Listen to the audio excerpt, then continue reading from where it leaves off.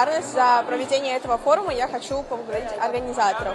Это мероприятие действительно было очень интересным, захватывающим и дало мне очень много возможностей. В том плане, что я познакомилась с ребятами из других городов, мы поделились вместе опытом, и это было действительно очень ценно, креативно и классно.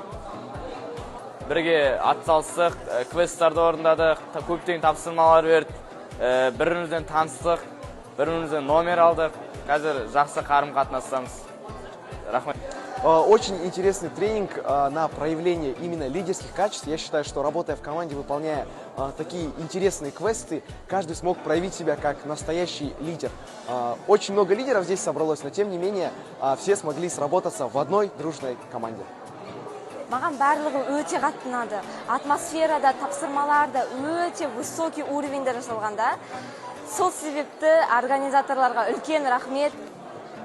Я попал на квест-игру.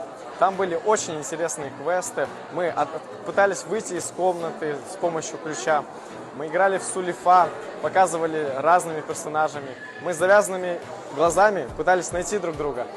Вот эти все игры, они открыли в нас такие лидерские качества хорошие. Мне вот очень все понравилось.